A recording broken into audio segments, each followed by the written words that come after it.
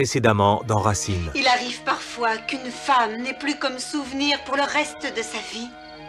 Que les mots doux et tristes de son mari qui lui disait au revoir. Il faut quand même rester convenable. Simon reviendra peut-être, et peut-être qu'il ne reviendra pas. Écoute, laisse-les donc s'embrasser et se dire au revoir. Bertha, je t'aime. Je vais revenir bientôt, ne t'en fais pas. Simon, je t'aime.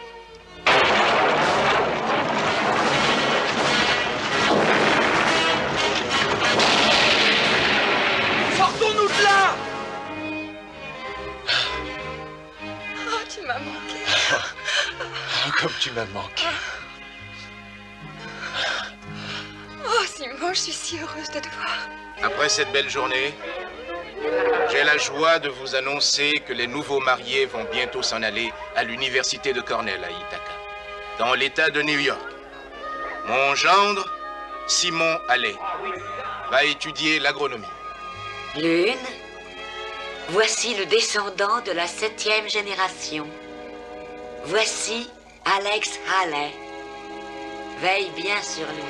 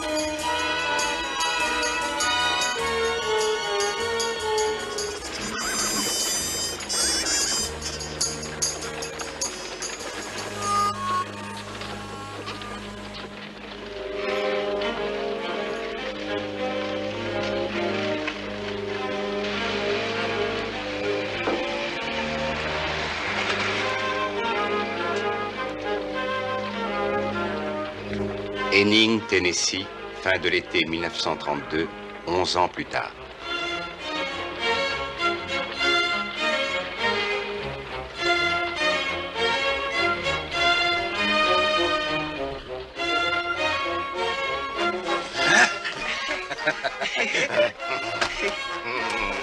Oh, on ne peut pas m'avoir comme ça, Alex. C'est bon, j'abandonne, grand-père. J'abandonne.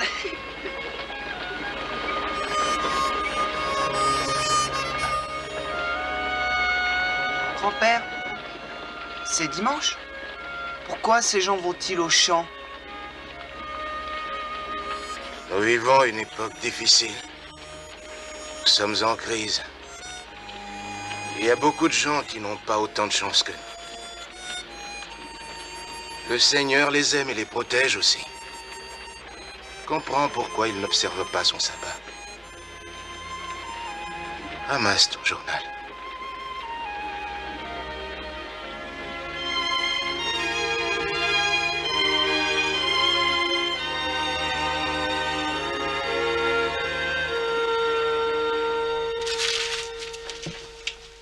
Chérie, qu'est-ce qui ne va pas?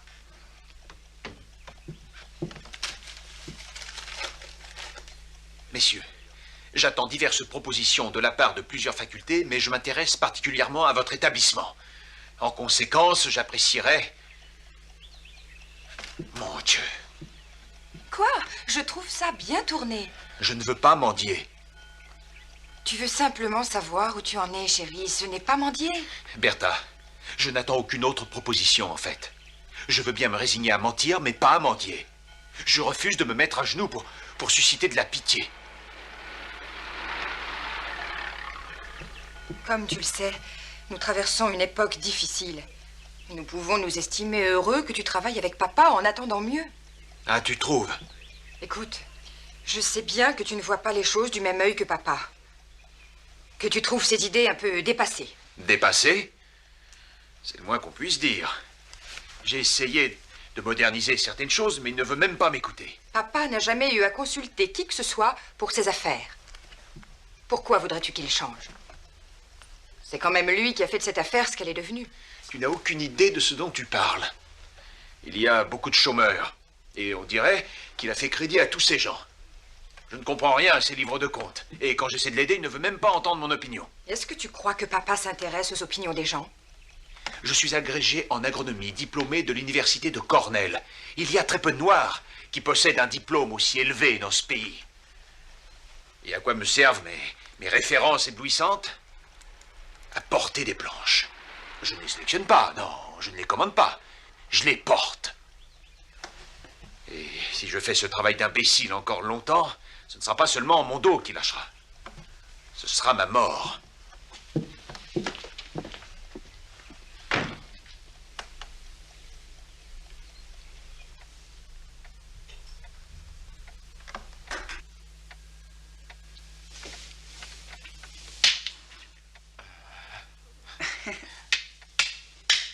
Une dame pour moi. Oh, d'accord, d'accord. N'importe comment, je n'avais pas le choix. Laisse-moi faire. Je vais y arriver.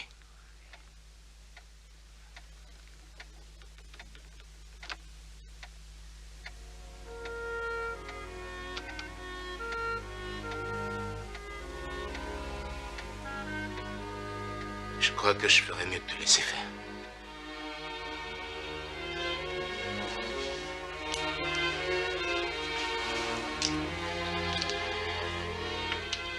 Grand-père, Hum? est-ce que tu vas mourir?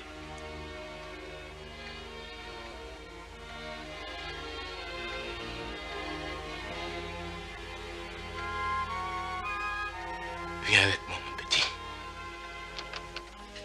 Je vais te montrer quelque chose.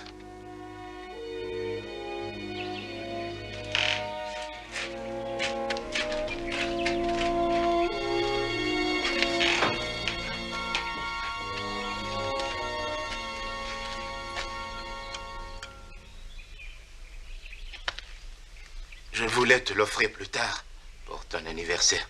Mais finalement, je vais te le donner maintenant. Ce que tu vois là, c'est un plateau. Je l'ai fait venir de Californie. Tu vois ces veines? Chaque veine signifie que l'arbre a vieilli d'1 an, tu comprends? Cet arbre est tellement vieux qu'on ne peut plus compter ses veines. Regarde. Là, c'est quand Christophe Colomb a découvert l'Amérique. Et là, c'est la Révolution américaine. Et là, c'est la guerre à la suite de laquelle le président Lincoln a aboli l'esclavage.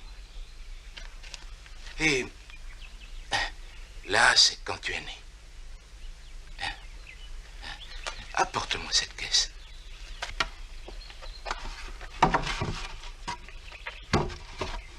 Donne-moi la main. Là, c'est quand je suis né. Et là, c'est aujourd'hui. Et tout ça, c'est toute ma vie. Mais ça paraît si petit. Eh, c'est vrai, c'est petit. Ce qui nous semble durer très longtemps n'est en fait qu'un petit moment dans la vie de cet arbre. Et ce même arbre ne représente qu'un petit moment dans l'esprit de Dieu. Et lorsqu'on prend du recul pour le regarder, on ne voit pas de guerre. On ne voit pas la vie des gens. Tout ce qu'on voit, c'est le temps. Année après année. Il y y a un moment pour tout. Le moment de la naissance et le moment de la mort. Et quand le moment sera venu, grand-père mourra.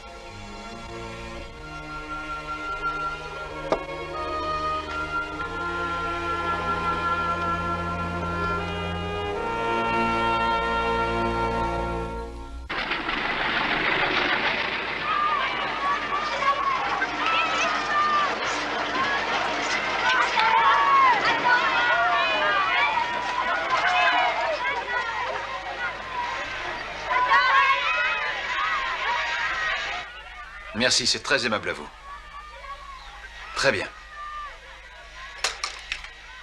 On va tout de suite s'en occuper, monsieur Selby. Simon, tu tombes bien. J'aimerais vite te montrer ça, papa. Qu'est-ce que c'est que ça? C'est l'inventaire du chargement qui est arrivé ce matin. J'aimerais faire l'inventaire de tout ce que nous avons en stock. Absolument tout. Ce sera très pratique pour surveiller le stock et passer les commandes. Je n'ai pas besoin d'un inventaire. J'ai tout dans la tête. Viens avec moi. J'ai besoin de toi.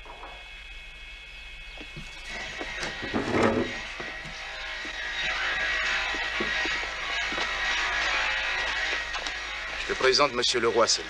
C'est l'un de mes plus anciens clients. Enchanté, monsieur. À qui ai-je l'honneur? Je suis Simon Halley. C'est lui qui a épousé ma fille. Je veux que tu t'occupes avec soin de l'énorme commande que vient de passer Monsieur Selby. Je vais en prendre note sur le champ. C'est moi qui en ai pris note. Tu vas charger tout ça, Monsieur Selby.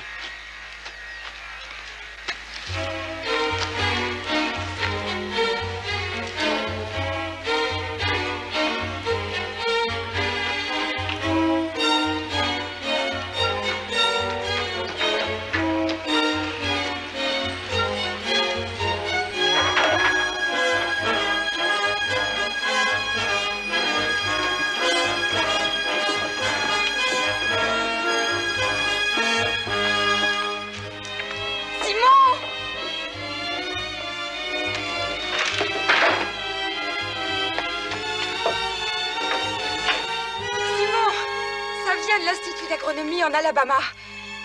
C'est arrivé en express. Tu sais bien qu'on n'envoie pas les mauvaises nouvelles en express.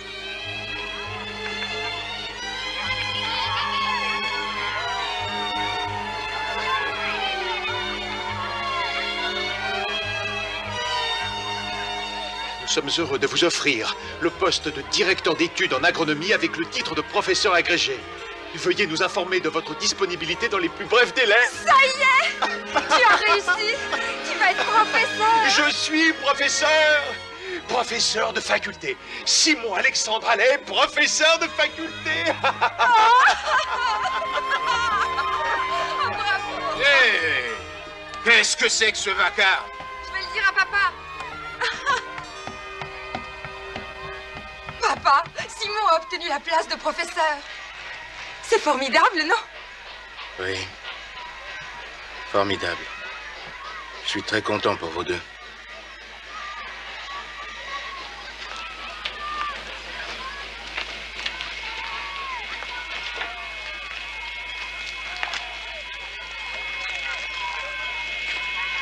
Papa, est-ce que tu vas t'en sortir? Est-ce que tu vas y arriver tout seul, sans Simon? En vérité, je n'ai jamais eu besoin d'aide. Et pour être tout à fait franc avec toi, ce garçon n'a aucune aptitude pour ce qui est de la charpente. Papa, mais avoue-le donc. Tu l'aimes, Simon. Écoute, tu l'as choisi toute seule, ce garçon. Tu ne m'as jamais demandé mon avis. J'ai bien été obligé de l'accepter. En fait, je te dois beaucoup, papa. Parce qu'il faut bien l'avouer, sans toi, je n'aurais jamais réussi à avoir Simon. Oh, mais qu'est-ce que tu racontes, ma fille? Tu y as mis du tien. Tu te rappelles de cette cérémonie? De la robe que tu m'avais achetée chez Goldstein, le tailleur? C'est toi qui l'avais choisie. Je n'allais tout de même pas te laisser aller toute nue. Et quand je suis partie pour la cérémonie, tu as fait le voyage avec moi jusqu'à Asheville. J'étais vraiment contente que tu sois près de moi. Tu sais, j'ai toujours veillé à ce que tu ne manques de rien, ma petite fille. Papa, cette fois, il va falloir que je me débrouille toute seule. Je n'aurai plus mon papa à mes côtés. C'est idiot, je ne devrais plus songer à ça à mon âge. Simon, il sera là, il prendra soin de toi. C'est un brave garçon, ton mari. Je t'aime, papa.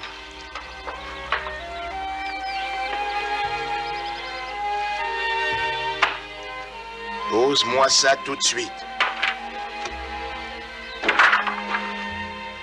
Professeur Simon Alexandre Halley.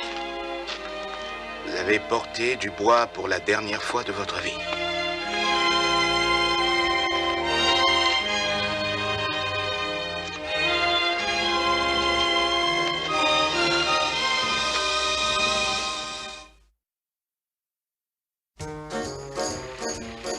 Normal, Alabama, septembre 1932, 2 mois plus tard. On le voit. Que le loup n'y est pas.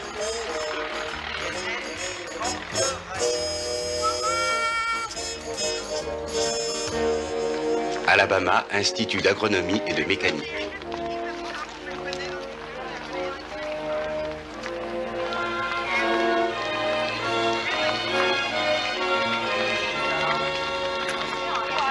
Nous pouvons instituer des méthodes de culture basées sur la science. Docteur Huguelet, j'ai tellement de projets. En fait, à en juger par ces propositions, ils ont l'air extrêmement ambitieux, vos projets. Oui, ils sont très ambitieux, mais réalisables. Vous verrez, avec le temps, vous et moi allons changer radicalement l'agriculture dans tout le pays. Professeur Halley, excusez-moi, entrez. Excusez-moi, docteur Huguelet. La visite du campus est terminée. Alors faites-les entrer, Faison. Je voudrais leur présenter notre nouveau professeur. Oui, nous recevons la visite du comité Eckinger. Ah. Oui, il s'agit d'un groupe philanthropique du Nord. Ils procèdent à leur inspection annuelle des établissements noirs dans le Sud. Il est inutile de vous dire que s'ils sont satisfaits, nous récoltons habituellement une donation extrêmement généreuse. Les fonds que nous recevons d'après la législature de l'Alabama suffisent à peine à la gestion de cet institut. Madame Eckinger elle-même est ici aujourd'hui et j'aimerais beaucoup lui présenter notre illustre nouveau professeur. J'en serais très honoré, monsieur.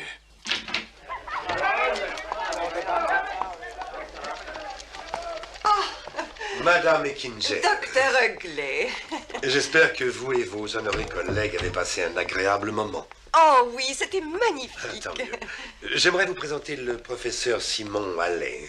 C'est Enchanté, grâce à madame. votre générosité l'an dernier que nous avons pu le faire venir à l'Institut récemment.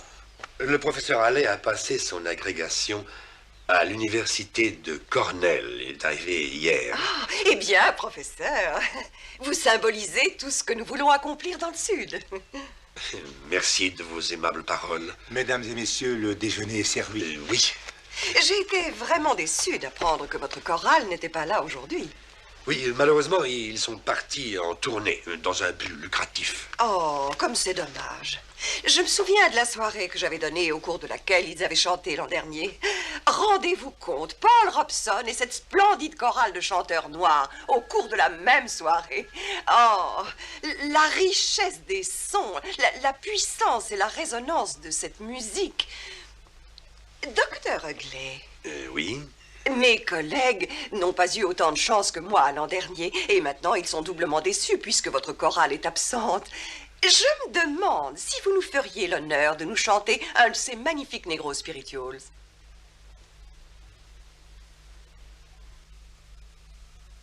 Nobody knows the trouble I've seen.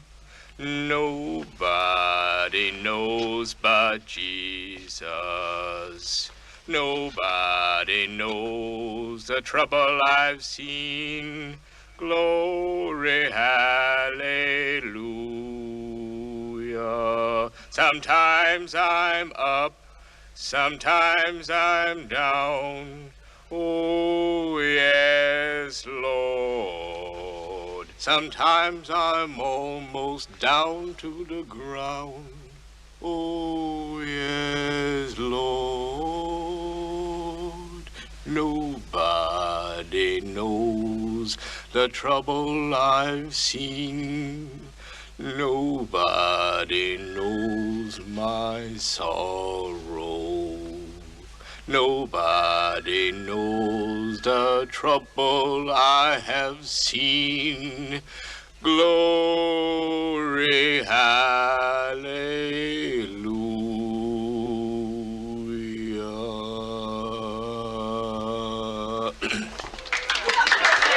Oh, c'est magnifique. Quelle voix vous avez, n'est-ce pas, professeur Halley? J'ai beaucoup aimé. On vous attend.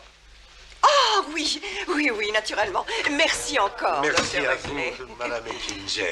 Je vous rejoins dans un instant. Oui, oui. Par ici, si vous voulez bien me suivre. Ah, qu'est-ce que je vous avais dit? La puissance de cette voix, et ce qui est surprenant, c'est qu'ils chantent tous comme ça.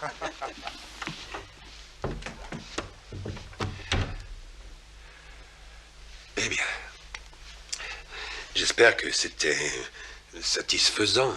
Ma femme me dit toujours que lorsque je chante a cappella, je m'éloigne de la tonalité. C'est étrange.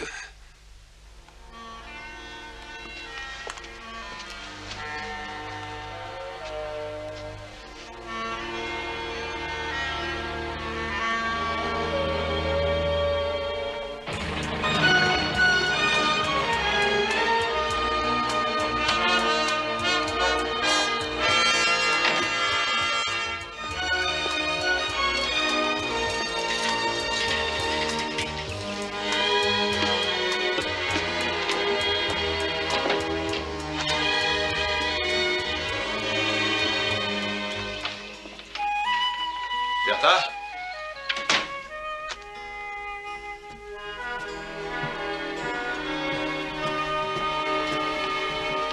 Tu vas pas croire ce que je vais te raconter. J'ai fini par rencontrer le docteur Huxley. Ce type est complètement cinglé. Je ferais tout aussi bien de retourner chez Pullman. Bertha, que se passe-t-il? Papa est mort. Bertha.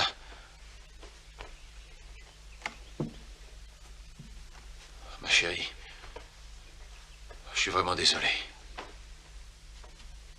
Oui, mais en fait, on s'y attendait. Et je vais emmener Georges et Julius avec moi. Ils te gêneraient inutilement. Mais je crois qu'Alex devrait rester. Il ne peut pas manquer une semaine à l'école. Est-ce que tu es d'accord? Mais oui, bien sûr.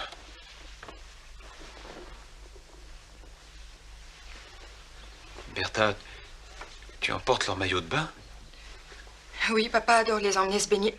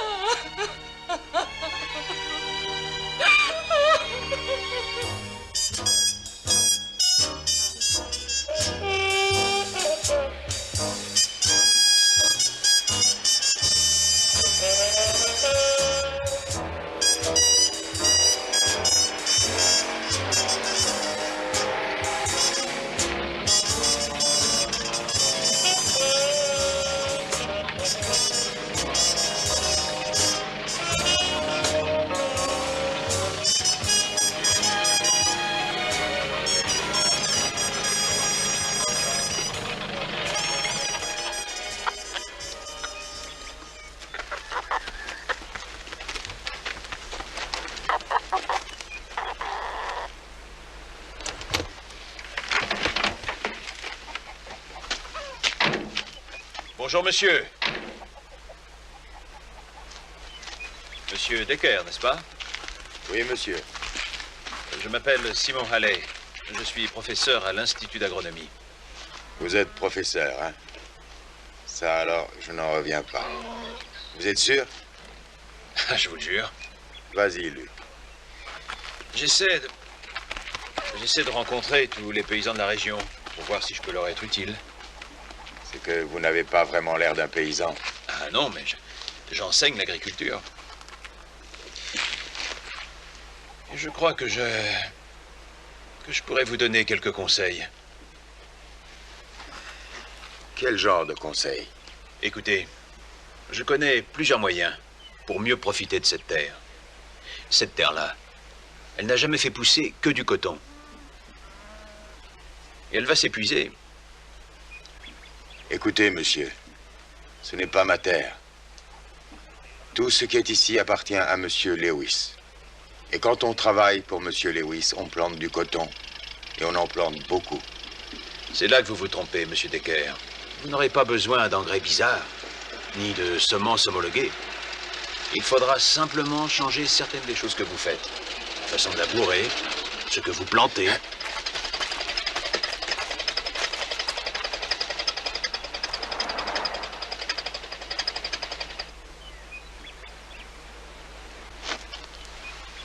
C'est lui, monsieur. Et vous là-bas? Et pas ici, s'il vous plaît.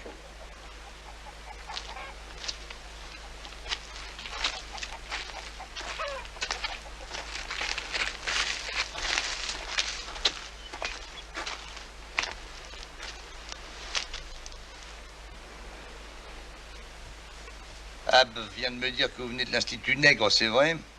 Oui, monsieur. Comment vous appelez? Professeur Simon Halley, monsieur. Eh bien, professeur, je suis Monsieur Francis Lewis. Oui, monsieur, je l'avais deviné. Et vous vous trouvez sur ma propriété. Qu'est-ce qui vous amène? C'est-à-dire que je suis nouveau dans le coin et je rends visite aux paysans pour voir si je peux les aider scientifiquement à améliorer leur récolte. Ah, vraiment? C'est pour ça que vous êtes venu jusqu'ici? Oui, monsieur. J'applique pas ces soi-disant méthodes scientifiques dans mes fermes. J'ai toujours dit qu'il n'y a rien de plus scientifique qu'un bon mulet et un bon nègre. Monsieur, c'est votre terre. J'essaie seulement d'aider à la rendre plus productive. Ouais, écoutez bien ça, professeur. Abdeker n'est pas un mauvais type. Il travaille dur et il me fait aucun ennui.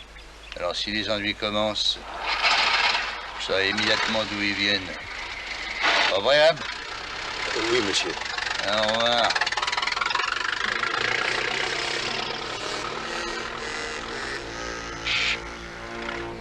Vous feriez mieux de retourner à votre institut. Vous ne pouvez rien faire pour moi ici.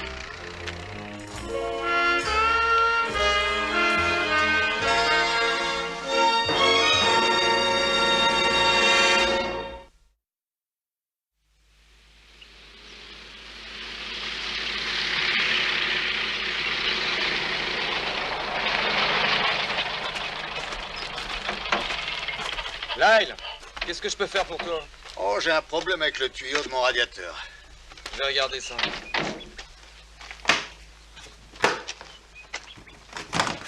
Papa, les toilettes sont là-bas, vers le panneau.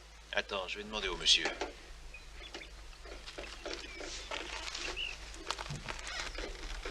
Papa. Jack, va donc t'occuper de ces personnes là-bas. Et t'en fais pas, je peux attendre. Allez, vas-y, Alex. Hé, là-bas, attends un peu! Vous voulez de l'essence? Non, monsieur, je n'ai pas besoin d'essence. Je voudrais que mon fils puisse utiliser vos toilettes. Alors, vous feriez mieux d'aller ailleurs. On vend de l'essence ici. C'est pas un lieu public. Oh, Jack, c'est un enfant comme les autres, bon sang. Regarde-le.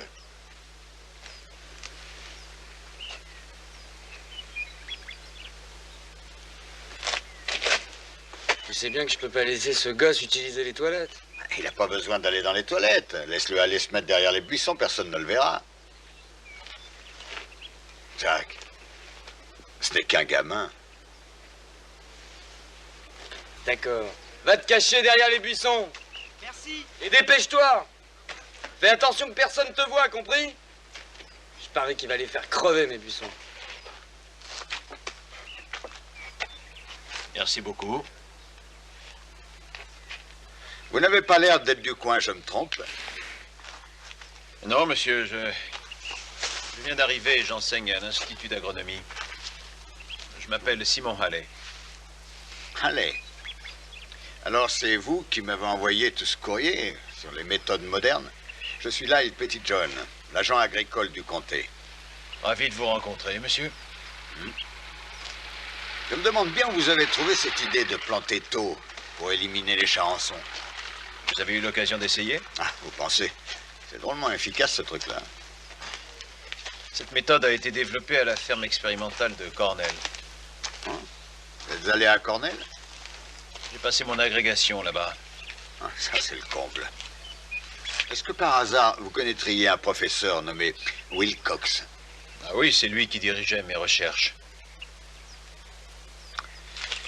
J'aurais bien aimé aller y faire un tour. Wilcox est le meilleur dans ce domaine. Écoutez, allez, j'allais justement rendre visite à l'un de mes paysans. Alors, si vous n'avez rien de mieux à faire, vous pourriez m'accompagner, si vous voulez. Si vous n'y voyez pas d'inconvénient. Je suis sûr que tous les deux, nous pourrions nous rendre service. Voilà ta monnaie, Lyle. Merci. Bon, alors, vous n'avez qu'à me suivre. Entendu, merci.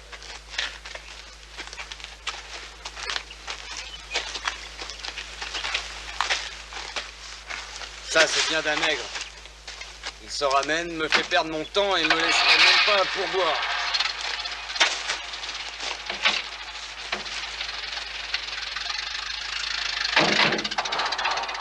Excusez-moi, monsieur. Tenez.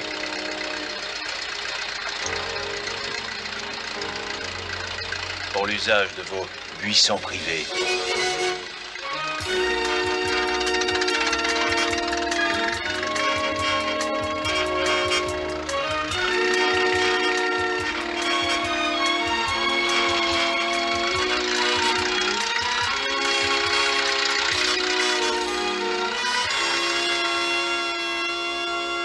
Alvin, mais qu'est-ce qui t'a pris de faire une chose pareille? J'ai pas pu faire autrement. Ah, n'exagère pas. Je t'avais dit exactement ce que tu devais faire, dans les moindres détails. Si tu avais besoin d'argent avant la récolte, tu pouvais en emprunter au bureau de Tuskegee. Ça aurait évité que tu aies des dettes envers le sénateur. J'ai pas pu faire autrement. Il est venu me voir pour me dire qu'il voulait pas que j'emprunte de l'argent ailleurs. Je ne sais pas ce que tu t'imagines, Alvin, mais je ne peux rien faire pour toi. Tu lui as emprunté de l'argent, et si tu ne le rembourses pas, il sera en droit de te prendre ta terre. Oui, mais il y a la subvention, monsieur Pettyjohn. Le sénateur m'a parlé d'une espèce de subvention, enfin quelque chose comme ça. Ouais, mais c'est encore trop tôt pour en parler. Monsieur Roosevelt a effectivement promis de subventionner les paysans dans le besoin. Mais il y a quand même un os. Il n'est pas encore président. Ce type raconte la même chose aux paysans noirs. Vous voulez dire qu'ils vont aussi subventionner les Noirs? Oui, c'est possible. Nom de Dieu! Alors c'est vrai ce qu'a dit le sénateur. C'est pas juste. C'est vraiment pas juste.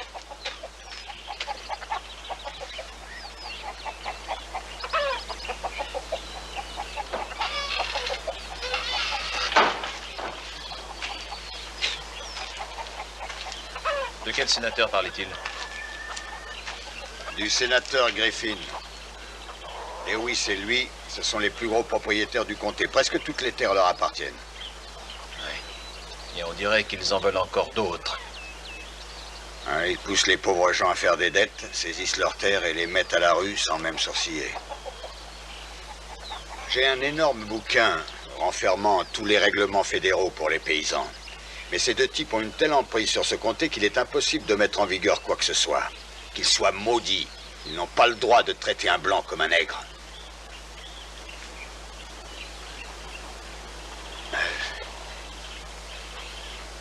Vous savez, monsieur, ils n'ont le droit de traiter personne comme un nègre.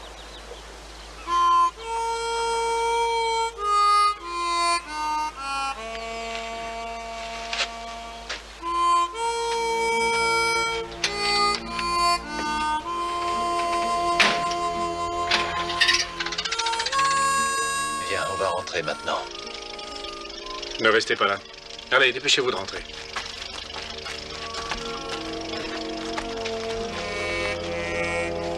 Papa, ces gens sont aussi malheureux que Monsieur Decker?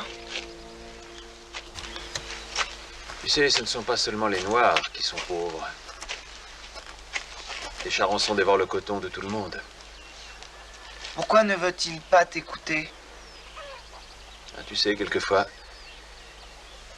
les gens ont peur des choses qui pourraient les aider le plus. Tu veux parler des subventions pour les paysans? Non, je veux parler d'éducation. Il y a une chose que les pauvres gens ont en commun, tous autant qu'ils sont. Ils n'ont pas reçu d'éducation. L'éducation est la clé, c'est le moyen de s'en sortir. C'est pourquoi tu dois bien travailler à l'école. Pas seulement pour toi, mais aussi pour aider les autres. Je sais, papa. Je fais de mon mieux. Tu as eu 2 10 sur 20 et tu as fait de ton mieux.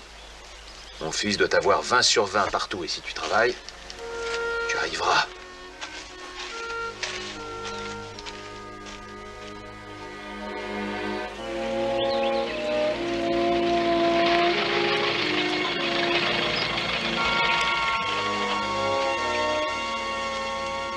Je ne sais pas comment j'ai pu m'embarquer dans cette histoire.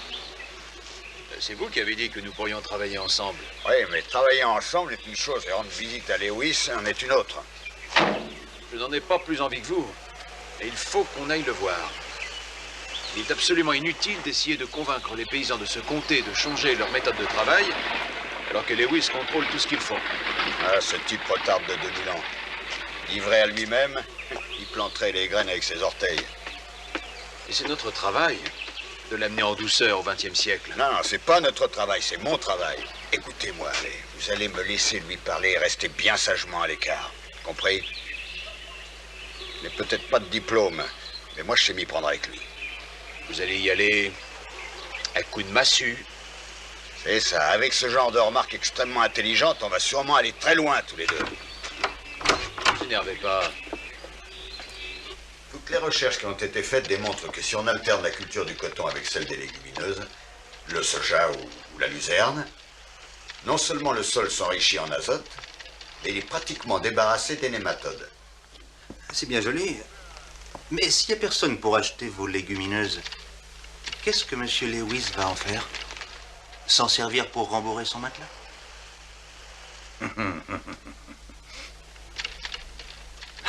Je ne savais pas que notre shérif était un expert en agriculture. Vous en avez fini avec M. Lewis? Le shérif est venu me rendre visite en ami. L'amitié a toujours eu une importance primordiale dans ma vie. Et pour vous, Lynn? Oh oui, c'est extrêmement important. Et en tant qu'ami, vous savez que je fais pousser du coton depuis toujours. J'ai l'intention de continuer avec le coton et je n'aime pas changer l'ordre des choses. Dites-moi, est-ce que cette idée vient de vous, Monsieur Petitjohn? Ou de lui? J'ai effectivement quelques notions en ce qui concerne l'assolement, M. Lewis. Mais vous savez que vous touchez votre paye chaque semaine, que la récolte ait été bonne ou mauvaise. Ah, je vous comprends très bien tous les deux. Vous avez de bonnes intentions. Mais après tout, ma famille cultive cette terre depuis environ 100 ans ou plus. Et nos nègres, je veux dire nos métayers, ont toujours pu en vivre décemment. Ils ne se sont jamais plaints. Alors, dans ces conditions... Ce que M. Petitjohn essaie de dire, monsieur... Ce que M. Petitjohn vous demande de faire, c'est de porter votre attention vers l'avenir. Car dans 5 ou 6 ans, vous ne tirerez absolument plus rien de cette terre. Ça sera fini du coton. Vous vous rendez compte que nous sommes en crise en ce moment? Ça fait 3 saisons de suite que je n'ai pas de coton à vendre et je ferais tout aussi bien de fermer la boutique et d'aller faire la queue pour obtenir mon pain avec les autres. Non, non, je peux pas changer. Écoutez, monsieur, si vous refusez, j'ai bien peur que quelqu'un vous oblige à le faire. Vous parlez de ce bolchevique qui croit qu'il va pouvoir se ramener à Washington dans sa chaise roulante et me dire comment gérer mes affaires? Oui, monsieur, je voulais parler de monsieur Roosevelt. Laissez-moi vous dire ceci, professeur Halley. Il n'y a pas assez de nègres ni de juifs dans ce pays pour élire cet homme président. Et même s'il y arrivait, on est encore en Amérique, oui? Le Congrès des États-Unis ne fera jamais passer une loi pour dire aux citoyens ce qu'ils peuvent planter et ce qu'ils ne peuvent pas planter sur leur propre terre. Mais, M. Lewis, ce n'est pas ce que M. Halley essaie de dire, ce n'est pas là où il veut en venir. Non, j'ai très bien compris où il veut en venir. J'ai aussi très bien compris que vous feriez mieux d'arrêter tout de suite de répandre des idées de ce genre parmi vos agriculteurs. Je ne peux pas arrêter, monsieur Lewis. Et pourquoi vous pouvez pas? C'est mon travail. Et monsieur Alain a raison.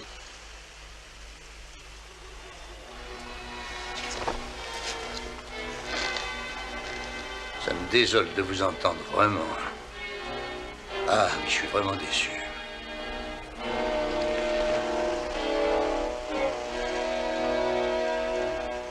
Vous savez, de nos jours, ce qui en dit très long sur un homme blanc, c'est la façon dont il vote et le genre d'amis qu'il fréquente le plus souvent.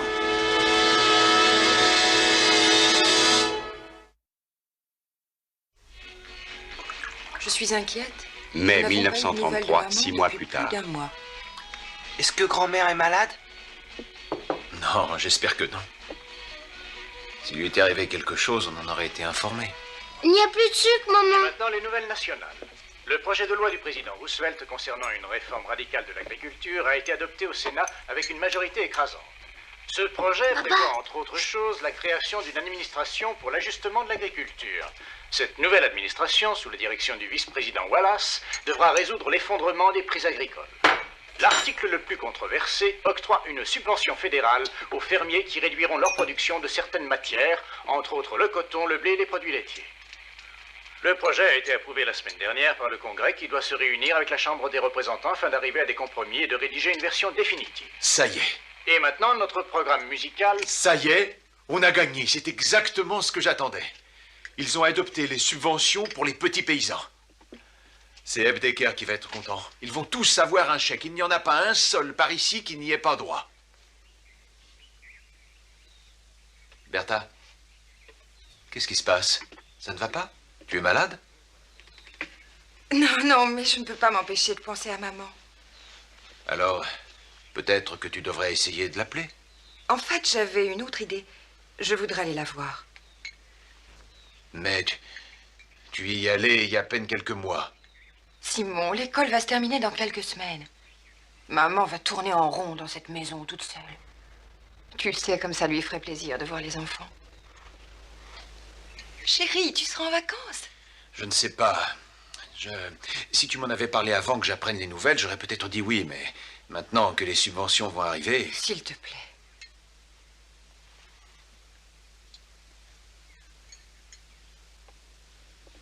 Bon, je vais tout de suite aller trouver les paysans.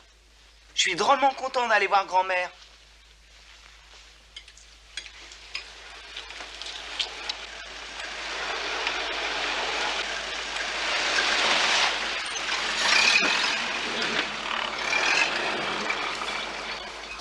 Je savais que vous n'aviez pas appris tout ça dans le Nord.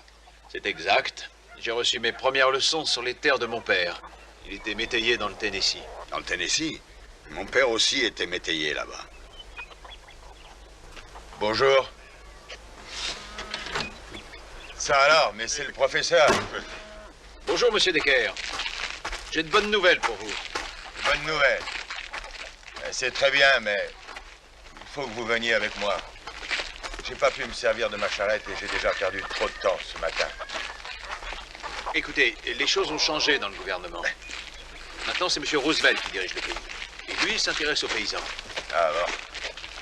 Ah, laisse tomber, va. T'es pas encore tout à fait un homme. Monsieur Decker, hier, le gouvernement a adopté une loi. On va verser une subvention. Je veux dire, on va vous donner de l'argent si vous plantez moins de coton cette année. Et si vous cultivez autre chose. C'est pas du tout ce que M. Lewis m'a dit. M. Lewis vous en a déjà parlé? Hier après-midi. Il a dit qu'il y avait des imbéciles qui racontaient que nous, les pauvres fermiers, on allait recevoir de l'argent. Il voulait me rappeler que c'était sa terre et que cet argent était pour lui. Quand je vais soulever, tu la feras glisser dans son axe. Monsieur Decker, il vous a menti. Cet argent est uniquement destiné aux paysans, pas aux propriétaires. Écoutez-moi. Dès que moi et mon fils, on aura réparé cette charrette, on retournera au champ comme d'habitude. Et vous n'avez pas à vous en faire. Monsieur Decker, Tout ce que vous avez à faire, c'est de déposer la demande vous-même. Et c'est vous qui recevez le chèque. Il sera rédigé à votre nom. Et personne d'autre que vous ne pourra l'encaisser. Même pas Monsieur Lewis. Ça y est.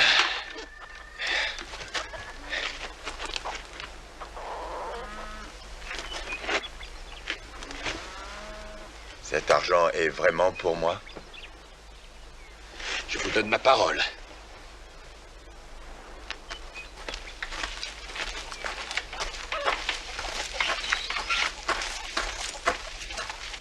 Mais qu'est-ce qui vous a pris d'aller raconter à ce gars qu'il va toucher une subvention? Pourquoi pas? Vous allez bien le dire aux Blancs, vous. Monsieur Petitjohn, vous allez bien le leur dire, n'est-ce pas? Oui, évidemment.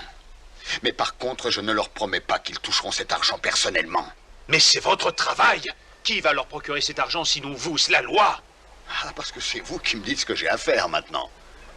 Il y a des lois dans les bouquins, et il y a des lois pour la vie pratique. Et moi, je me trouve à peu près au milieu.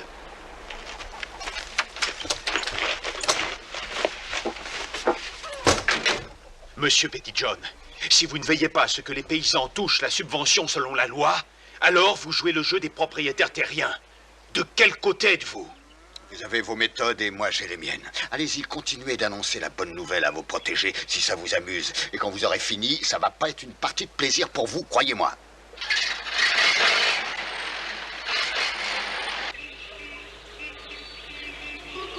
Ainsi, tous ces hommes ont travaillé pour moi et pour le sénateur Griffin, et naturellement, on a reçu ces chèques. Ces subventions ont pour but de nous aider à surmonter la crise. Nous traversons une période très difficile et nous sommes persuadés que c'est pour ça que cette loi a été adoptée maintenant. Je vous demande pardon, mais je ne suis pas de cet avis. Ah, t'es pas de cet avis, toi? Ah bon? Je pense que M. Roosevelt me destinait à moi la somme de 128 $. Et si t'as raconté ça, c'est le professeur Haley? Ou ça serait pas l'autre, la Petitjohn? Allez, vous le donc, je sais bien que t'as pas lu ça dans les journaux, voyons. Je sais bien que t'as jamais appris à lire. Je suis peut-être illettré, Monsieur Lewis, mais ce n'est pas pour ça que je vais abandonner cet argent. Il me revient à moi et à ma famille. Et vous le savez très bien. Mais enfin, qu'est-ce que tu fais de moi? Et comment je vais faire pour payer les impôts sur la terre qui te permet de vivre avec ta famille? Faut tout de même être honnête dans cette histoire. En fait, pour savoir qui est honnête, il suffit de découvrir qui a le ventre vide, monsieur. Est-ce que tu crois que tu vas pouvoir m'empêcher de faire une croix à ta place et d'encaisser ce chèque, par hasard? Je vous connais depuis 17 ans, monsieur Lewis. Vous n'êtes pas facile, mais tout de même, vous n'êtes pas non plus un voleur. C'est exact, Ab.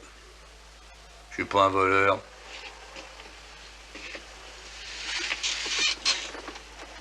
Mais je suis pas complètement fou non plus. Eh, viens ici et fais-moi une croix. Je t'ai dit de venir ici pour faire une croix sur ce chèque. Je te répète que je suis pas complètement fou. Alors je vais te dire ce que je vais faire. Je vais garder ce chèque pour toi jusqu'à ce que tu te décides. C'est tant pis pour toi. Allez, maintenant, fous-moi le camp.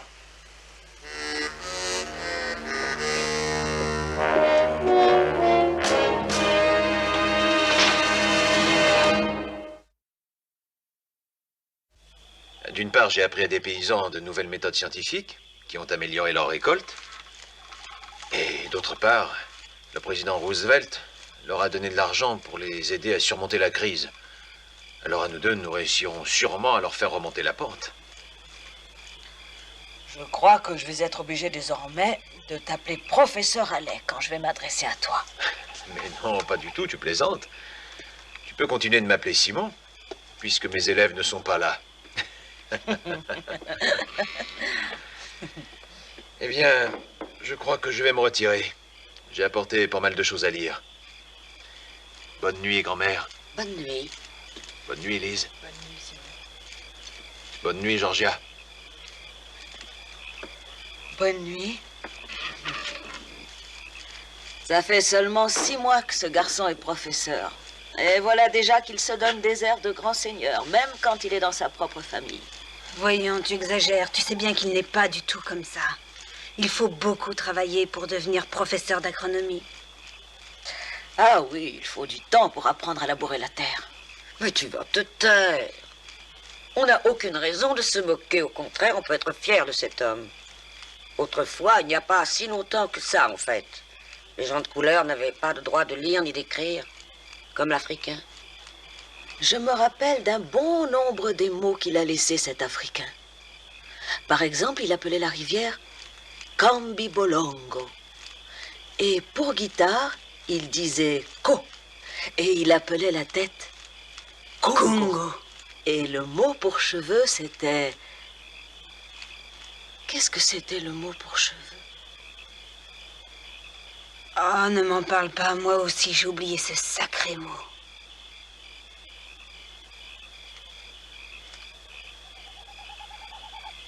Qu'est-ce que c'était?